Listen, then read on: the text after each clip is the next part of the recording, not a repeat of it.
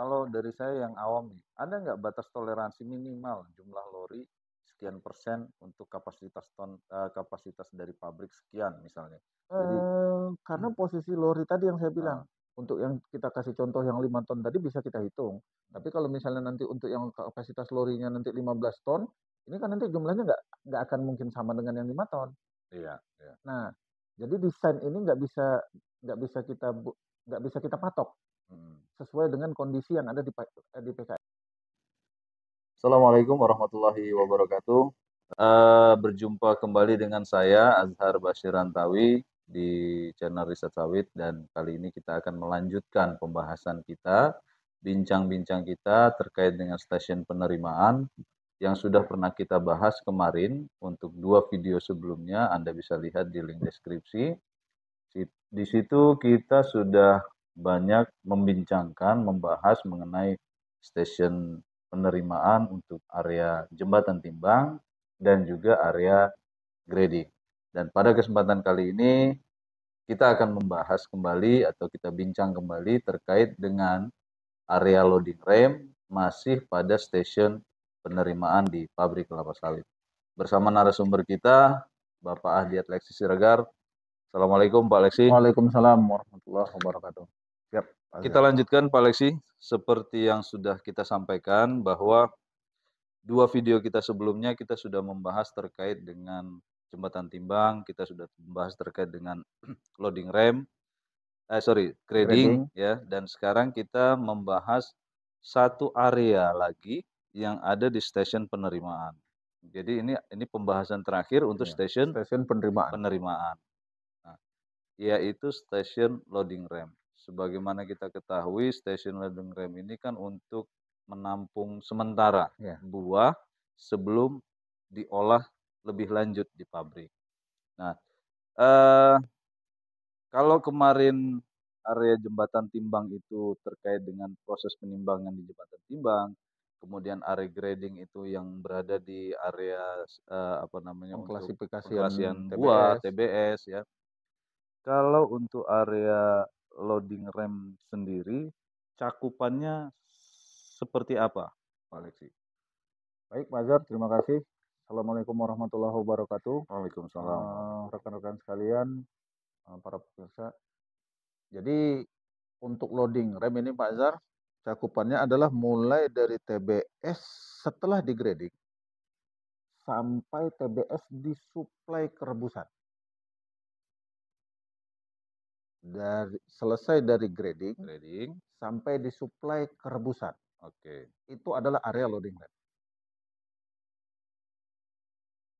Kondisi di dalam loading rem sendiri yang mungkin bisa dijelaskan itu terkait dengan mungkin peralatan ya. Oke. Kebutuhan peralatannya itu apa saja?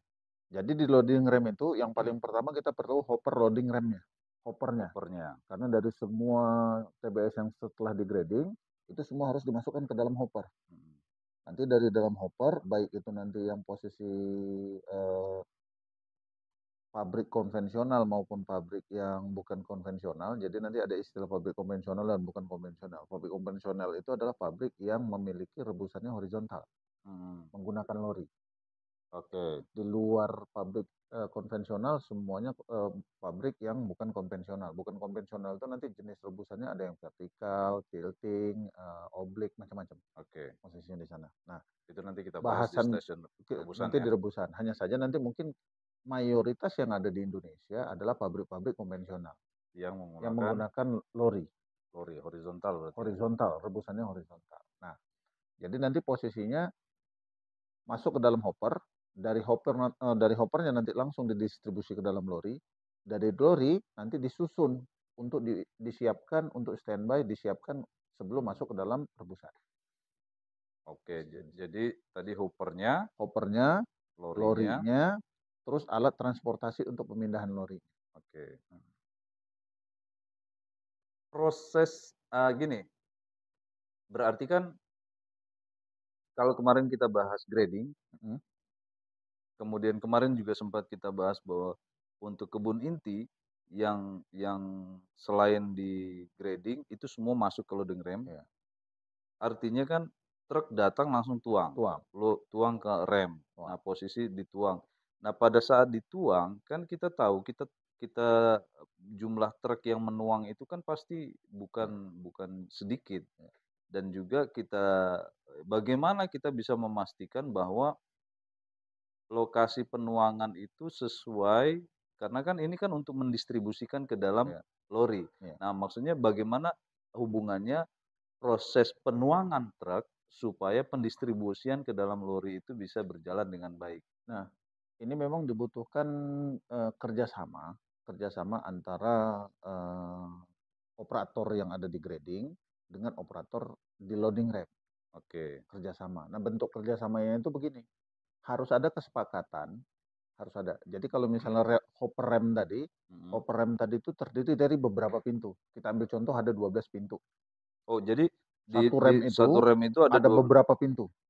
eee, Jadi kita ambil contoh 12 pintu, 12 ada pintu. 12 pintunya. Kalau untuk 12 pintu anggaplah itu biasanya untuk kapasitas yang berapa? Satu pintu berkisar di 5 sampai dengan 15 ton. Satu pintu, Satu pintu. 5 sampai 15 15 ton. ton. Sorry, 10 sampai 15 ton. 10 sampai 10 15 sampai ton. 15 ton. Jadi kalau ada 12 pintu antara Tinggal 1000 dikali 15. dikali 15 tonnya tadi. Iya. Jadi sekitar 1.200 Ya kalau sampai 10 ton 1.500 berarti lah. kan 1.200. Ya, 1.200 sampai Hmm. dengan 1.500 ton Ya, lah. Satu rem. ya. Satu rem. Ini satu rem ini adalah area untuk satu line. Satu line itu adalah satu jalur proses. Satu jalur proses. Jadi nanti ada pabrik yang terdiri dari satu jalur proses, ada yang lebih dari satu jalur proses sampai hanya dua line, dua Hmm. jalur proses. Nah, satu jalurnya ada di 1.200 sampai dengan 1.500 ton. Posisi anggap nih Iya. posisinya satu pintu. Jadi ada 12 pintu, anggap di 12 pintu. Nah, jadi nanti dipastikan bahwasanya lori yang akan disusun itu adalah lori yang pintu-pintunya terisi TBS. Hmm. Nah, pintu-pintu yang terisi TBS, berarti ada dong pintu-pintu yang belum terisi TBS. Ya. Pintu-pintu yang belum terisi TBS adalah yang area di atas pintunya, area grading yang di atas pintunya, itu sedang dilaksanakan kegiatan grading. Hmm. Sebentar. Tadi satu satu pintu itu kan sekitar berapa tadi? 5 sampai 10 10 sampai sampai 15 ton 15 ton. Itu yang akan dimasukkan ke ke dalam dalam lori, lori. Nah, pertanyaannya sekarang, untuk kapasitas lorinya sendiri sama dengan kapasitas pintu. remnya itu? Nah, jadi lori lebih kecil posisinya. Ada juga Oh. walaupun sekarang ini pabrik yang makin baru, itu kapasitas lori diperbesar. Hmm. Karena kan itu jumlah lori itu nantinya mempengaruhi panjang rebusan. Oke. Makin kecil dia makin panjang rebusannya, makin besar kapasitasnya makin pendek rebusannya. Oh ya. Itu nanti desain Ya. terbaru posisinya. Nah, kita ambil contoh aja kapasitas lorinya 5 ton. Oh, jadi setengahnya ya, anggaplah Jadi 10, posisinya nanti satu pintu itu menyuplai untuk 2 dua lori. atau 3 lori. Oke. Nah, begitu. Minimal 2 lori, Minimal 2 lori, maksimal kalau maksimalnya di 3 lori. 3 lori. Posisinya di sana. Oke. Jadi dari situ untuk isi perhitungan isinya. Hmm. Nah, sehingga nanti pergerakan lori termasuk nanti TBS yang dimasukkan di pintu yang tidak dilakukan grading, itu posisinya bisa duluan dilakukan. Bisa, jadi TBS masuk, dituang, lori standby diisi, setelah diisi nanti disiapkan untuk masuk ke dalam rebusan, sehingga di rem kondisi hopper akan bisa selalu kosong. Sehingga itu memperlancar TBS yang akan keluar masuk di pabrik. Truk TBS yang akan keluar masuk di pabrik, makin lancar. Oke. Satu kali pengisian berapa lama itu untuk satu lori? Anggaplah 5 ton yang kapasitasnya lori yang 5 ton Nggak tadi. lama, hanya 2-3 menit saja. Jadi dibuka, Buka, kan ngisinya juga nggak bisa langsung sekali tuang, karena kan TBS yang banyak, ini juga kan punya energi potensial, kalau dia sekali buka langsung ngisi penuh, itu bisa-bisa lorinya nanti terguling. terguling Ya, kan. karena dia posisi di atas rel ya. Pas di atas rel Di atas rel. posisinya. Jadi kan untuk mengisinya memang kita nggak bisa langsung sekali tuang, mungkin 2 sampai 3 kali penuangan, sehingga sampai TBS-nya penuh, lorinya penuh, sorry. Penuh untuk proses penuangan, penuh itu maksudnya ada jadi misalnya kalau lori itu kan semacam wadah ya, Iya. wadah penuh itu sejajar dengan permukaan lorinya, atau ada naik dengan toleransi beberapa ini? Jadi posisinya lori didesain 5 ton ini sebenarnya 5 ton TBS isinya, ini kan tidak terlepas dari berat janjang rata-rata. Oke. Kalau berat janjang rata-ratanya besar, tentunya lorinya semakin ringan, isinya akan semakin sedikit Ya, posisinya, bukan banyak ruang semakin ringan. kosongnya ya. Banyak ruang kosongnya. Tapi kalau berat janjang rata-ratanya semakin mengecil, ini akan semakin padat Oke. posisinya. Nah, akan semakin padat itu artinya volumenya juga akan semakin besar. Nah, Nah, itu yang jadi salah satu nanti yang saya mau untuk nanya. memastikan bahwasanya sampai mana batasan lori bisa diisi, itu biasanya kita kasih tanda. Kita kasih tanda. Sebelum lori keluar dari rem, di pintu rem paling depan itu biasanya kita kasih batas untuk tinggi pengisian lori. Mhm. Tujuannya kita kasih batas untuk tinggi pengisian lori untuk memastikan kalau lori juga masuk ke dalam rebusan tidak akan melewati bodi ataupun Casing. eh, diameter dari rebusan. Ya, Kalau casing. lewat dari diameter rebusan itu juga TBS-nya akan jatuh posisi itu. Oh. Jadi ukuran daripada casing ataupun diameter rebusan ini itu kita pasang di batas loading rem. Jadi sehingga lorinya kalaupun nanti isinya berlebih akan berkurang pada saat masih di loading rem. Oke. Nah, Oke, jadi tidak berpengaruh pada saat dibawa ke dimasukkan rebusan. ke dalam rebusan. Oke. Nah, tadi saya mau nanya, tadi kan kalau dia BJR-nya janjangannya itu semakin besar, Besar, berarti kan akan mempengaruhi ruang kosong. ruang kosong yang Benar. semakin banyak di dalam Ya. lori. Kalau dia semakin kecil itu kan akan semakin sedikit ruang Ya. kosong. Untuk jenis-jenis buah yang berbeda, itu apakah dijadikan satu proses pemasukan dalam lori atau dibedakan? Jadi Nah, misalnya jenis buah tertentu masuk pada pintu yang A, B, misalnya buah yang lain di C, D. Nah, itu nah, itu dilakukan seperti jadi itu tidak? uniknya di pabrik kelapa sawit ini adalah koordinasi antara pabrik dan kebun. Mhm. Nah, problem kita itu kan kalau misalnya di kebun itu problemnya di muat TBS dan transportasi TBS. Jadi mungkin transportasi TBS itu kan dikelola sama orang kebun, bahwasanya ada satu truk yang memang harus diisi oleh divisi tertentu. Ya. Satu truk diisi oleh divisi tertentu. Dan pada saat nanti di divisi tertentu, tonasenya masih bisa dimuat lagi ke dalam truk, dia masih kurang nih. Ambil Boleh ditumpangkan oleh divisi sebelah, tetangganya. jenis berbeda berarti. Bisa jadi tahun tanam berbeda, jenis berbeda. Tapi kalau dia kebun inti sudah dipastikan jenisnya sama Jenisnya sama. posisinya. Tahun Tahun tanamnya. tanamnya yang berbeda. Nah, inilah uniknya. Masuk ke dalam pabrik, nggak ada kita pisah-pisahkan. Semuanya masuk ke hopper rem. Gas. Gas terus posisinya. Oke. Sehingga itu yang menjadi keterampilan operator ataupun asisten pengolahan untuk mengelola ini. Gitu. Oh, untuk memasukkan ke dalam lori itu jadi berdasarkan pengalaman ya, mengkondisikan. Kan semuanya tergabung nih. Iya. Nantinya pada saat di mana pengkondisiannya adalah pada saat di perebusan. Jadi nanti di Oh, rebusan itu posisinya matang nggak TBS-nya. Nah, itu keterampilan si asisten proses. oke. Nah, Berarti di itu sana. nanti Di sterilizer, stasiun rebusan nanti. rebusan sterilizer. Jadi kita masih di ini. Jadi gitu ya. Jadi sebenarnya tidak ada masalah Nggak ya. ada masalah. Masuk, penuh, Masuk, penuh, rebus. langsung dikirim ke rebusan. Masuk Kirim ke penuh, rebus. kirim ke rebusan. Oke. Posisinya. Jadi eh, apa namanya untuk proses pemasukan ke dalam lori sama semua untuk Iya. Nah, jenis ataupun tahun tanam. koordinasi yang tadi saya bilang kerjasamanya hanya memastikan bahwasanya operator harus mengisi dari pintu mana yang diisi pertama oleh yang diaturkan oleh operator ataupun tim grading. Kenapa? Itu prinsip ada kita sebutnya prinsipnya first in, first out, Vivo. FIFO. Oke. Nah, apapun yang kita terima di pabrik pertama sekali harus diolah pertama sekali. Prinsip ini. Tujuannya adalah untuk menjaga kualitas. Kok bisa? Kualitas itu artinya begini. Tandan buah segar yang kemarin sudah dipanen, Oke. dipanen dari kan kita bahas kemarin makhluk hidup nih. Ya. Kita potong langsung jadi makhluk mati. Oke. Pada saat dia makhluk mati, proses pembusukan Terus terjadi. mempercepat Oke. posisinya. Sepanjang dia sudah lepas dari tanaman induknya. Nah, proses ini kalau nggak kita proses segera, ini mengganggu kualitas. Kualitas itu dalam hal ini adalah mutu produk. Mutu produk itu ada FFA, free fatty acid, asam lemak bebasnya, ada kadar air, Apa pengaruh kadar kotoran. asam? Jadi kalau mungkin masyarakat awam ya, kita tahu minyak goreng sawit itu kan salah satu minyak goreng. Nah, FFA itu apa hubungannya dengan minyak goreng? Nah, jadi posisinya free fatty acid ini kan kaitannya nanti adalah dengan penjernihan.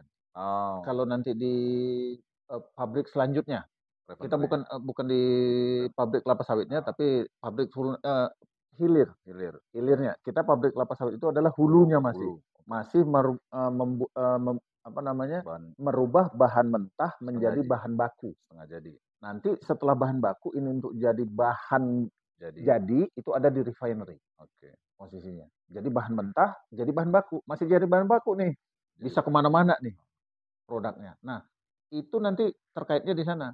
Makin tinggi FFA akan menambah chemical yang akan ditambahkan di refinery. Nah, chemical biayanya nggak sedikit. Jadi harganya harga CPO dengan FFA tinggi itu akan lebih murah dibanding CPO dengan FFA rendah. artinya Mutu di sana. di loading rem sendiri ini juga menjadi kunci untuk tetap menjaga kualitas. Kualitas. Sebenarnya bukan hanya di loading rem, Ya, di seluruh stasiun. ya. Tapi salah satu kuncinya di loading rem. Artinya Posisi masing-masing itu. stasiun kan pasti punya perform Perform sendiri. untuk Nah, kualitas. jadi kalau yang di loading rem, perform di loading rem ini untuk menjaga kualitas itu supaya Terjaga langsung posisinya first in, first first out. out. Oke, first in, first out supaya eh, kualitas mutu dari CPO-nya itu terjaga. Terjaga. Itu hubungannya juga dengan harga.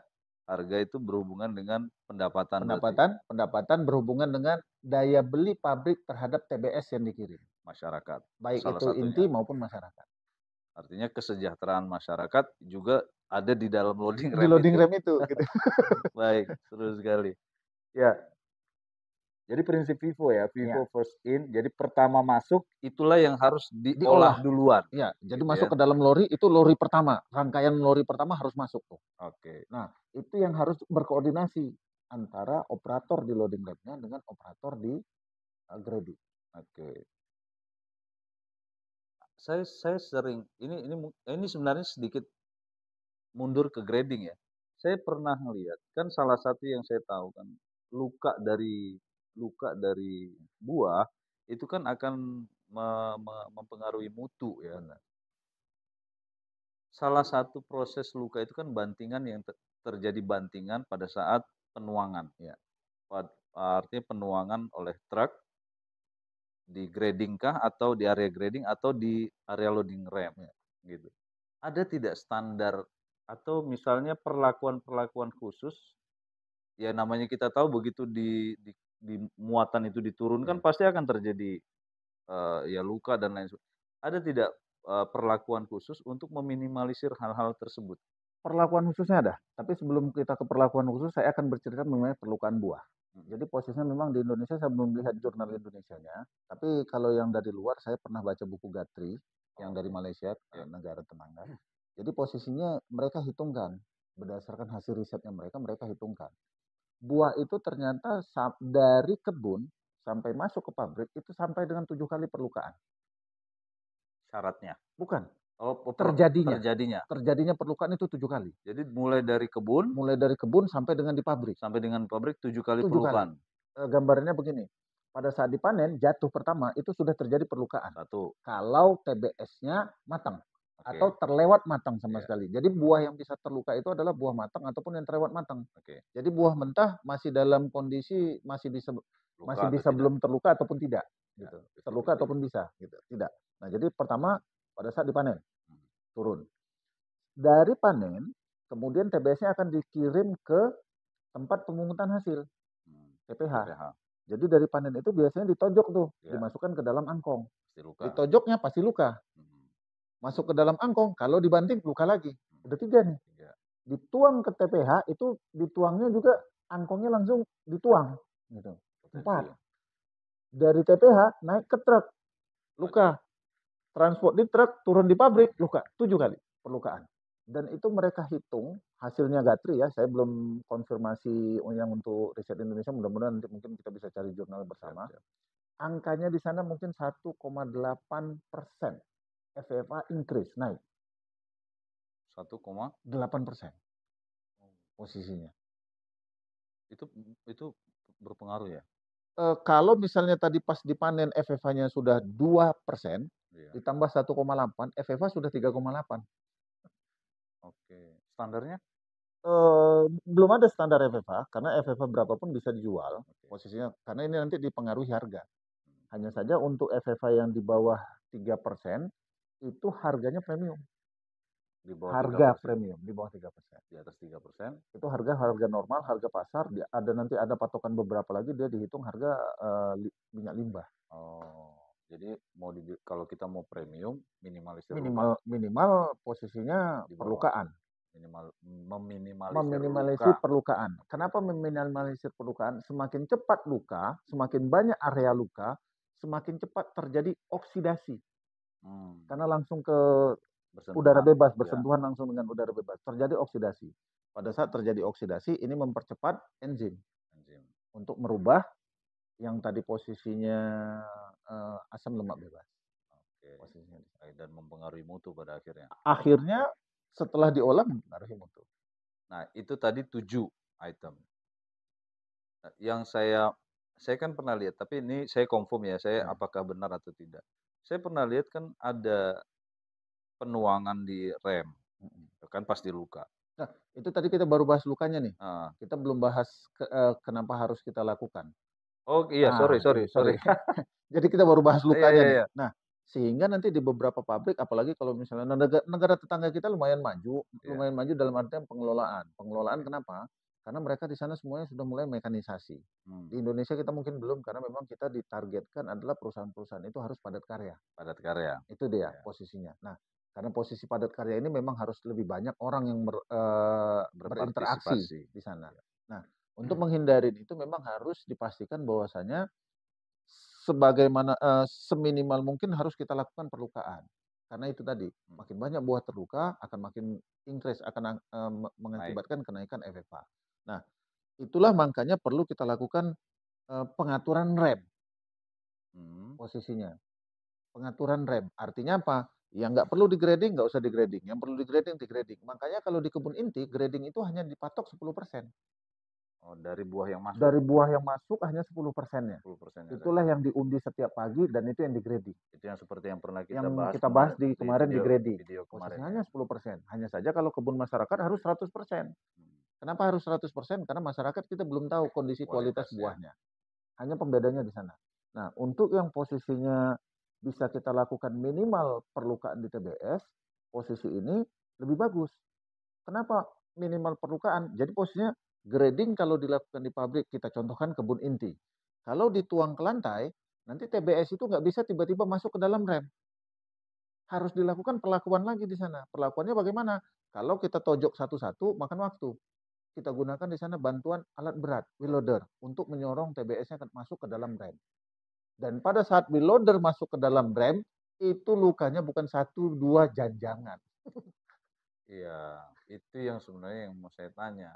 Ada alat berat yang pasti akan mengakibatkan luka.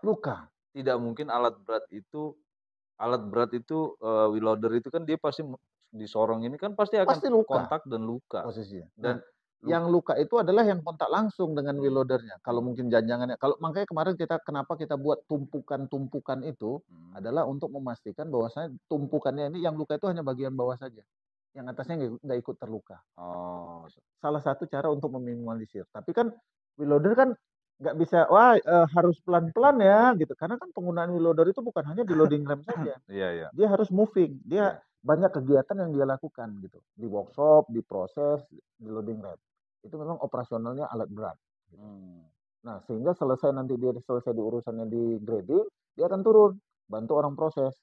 Setelah selesai diproses, dia akan turun, bantu orang maintenance. Dan juga yang saya lihat, kalau menggunakan alat berat itu kan potensi buat terinjak. Terlindas. Dan itu pernah ada perhitungan-perhitungan Belum tidak, pernah. Pak? Untuk Indonesia kita belum pernah melakukan itu Mungkin kan posisinya. maksudnya perhitungan-perhitungan berarti kan orientasinya losis yang terjadi di situ itu Ya, berapa banyak untuk kebun gitu? inti makanya kemarin saya konsentrasi di kebun inti itu 10% posisi itu. Lebih dari itu akan lebih banyak lagi Hmm, posisinya. Nah, kalau 1.200 10% kan 120 ton hmm. posisinya. Iya, iya. Nah, itu yang terkadang makanya saya pernah lihat ada alat berat yaitu Mendorong itu. mendorong buah masuk ke loading rem. Berarti kan ada ya Nah, luka, terlindas dan lain sebagainya. Losis muncul di situ. mengurangin itu pastikan tadi pengelolaan rem ini. Pengelolaan rem ini kita sebutnya rem manajemen. Oke, rem Nah, manajemen. pengelolaan rem ini. Artinya begini, pada saat TBS sudah penuh di dalam rem, pastikan TBS-nya terdistribusi, terisi ke dalam lori.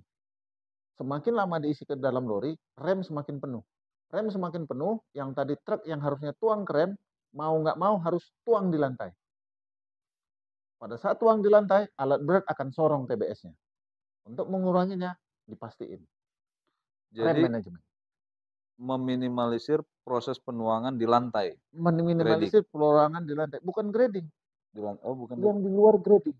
Yang di luar grading kan dituang langsung ke dalam rem tuh, ke dalam iya. hopper. Nanti kalau hoppernya penuh, karena Iya. TBS-nya belum dituang ke dalam lori, kan nggak ada lagi tempat untuk dituang.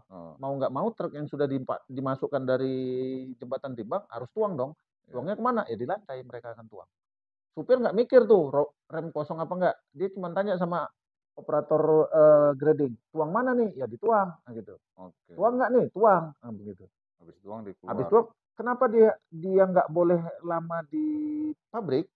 Karena transport juga punya target rupiah per ton TBS yang diantar. Semakin sering dia bolak-balik, semakin banyak tonase yang dia angkut.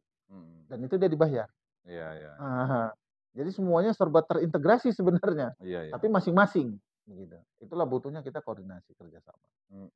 Berarti Vivo rem manajemen. Nah, untuk rem manajemen ini ada penjelasan lain nggak ini? Jadi rem manajemen itu memastikan tadi TPS masuk ke dalam hopper, dari hopper masuk ke dalam lori. Nah, sehingga nanti lori di sini harus dipastikan jumlah minimal untuk beroperasinya harus dihitung. Lori operasi. Lori operasi. Sehingga nanti dalam beroperasi, siklusnya ini dapat, jumlah lorinya cukup, sehingga dia memastikan bahwasanya TBS yang ada di rem tidak banyak perlukaan. Jadi jumlah lori. Jumlah lori akan dihitung berdasarkan kapasitas masing-masing pabrik. Makin besar pabriknya, makin banyak jumlah lori. Jumlah lorinya. Makin kecil pabriknya, makin kecil kapasitas pabriknya, makin sedikit jumlah lorinya. Kalau dari saya yang awam nih, ada nggak batas toleransi minimal jumlah lori sekian persen untuk kapasitas dari pabrik sekian misalnya? Jadi Karena posisi lori tadi yang saya bilang, untuk yang kita kasih contoh yang 5 ton tadi bisa kita hitung.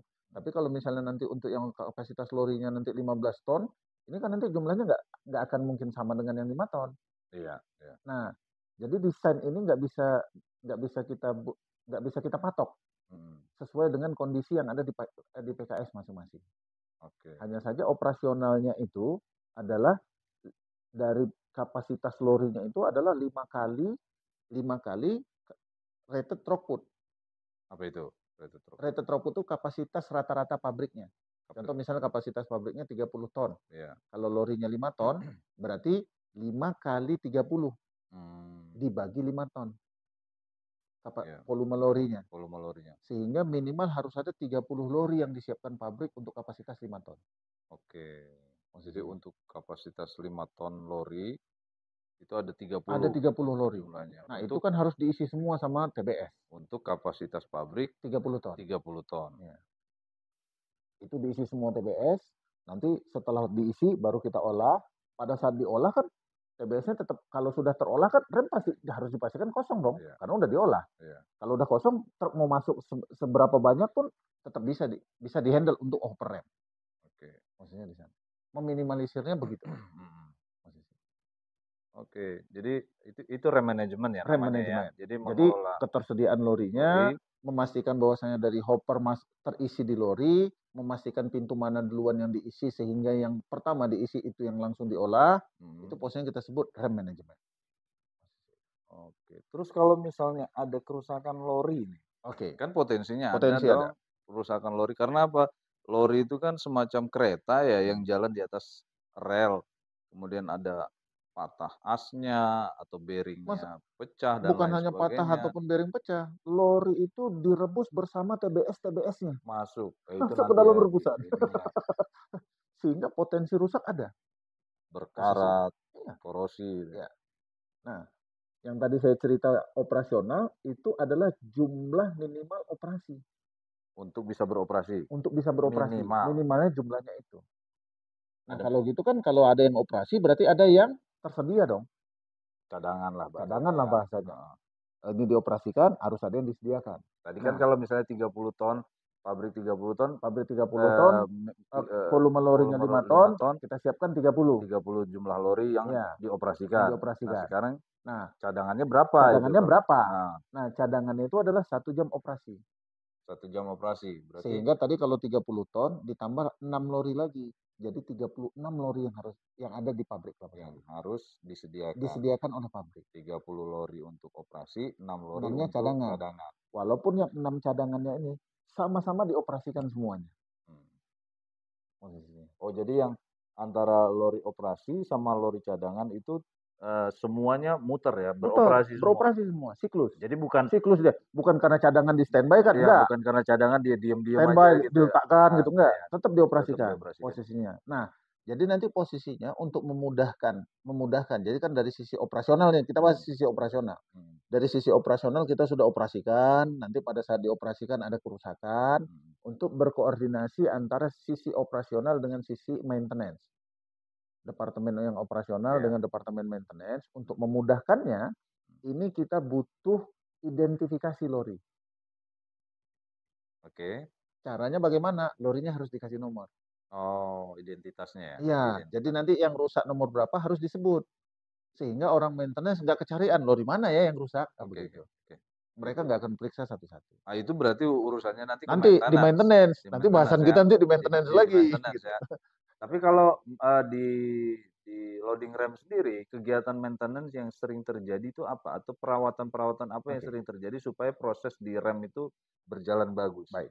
Jadi kan nanti itu lori pada saat diisi sama TBS, isi TBS itu kan bukan hanya murni hanya isi TBS tok. Ya. Jadi nanti sebagian mungkin akan terisi dengan brondolan. Karena yang dikirim dari kebun itu bukan hanya TBS saja, termasuk brondolannya. Jadi yang masuk ke dalam lori itu TBS plus brondolan. Ya. Jadi yang ruang-ruang kosong tadi mungkin akan tersisipi dengan brondolan-brondolan. Oke. Sehingga volume lorinya dapat 5 ton contohnya. Ya, atau malah lebih dari 5 ton posisinya. Nah, pada saat nanti posisinya nanti dimasukkan dituang dari pintu, karena kan pintu ini kan memang ada cut itu kayak corong. Iya, iya. Cut Untuk itu kayak corong mengarahkan ya. mengarahkan TBS masuk ke dalam ke Lori. dalam lori.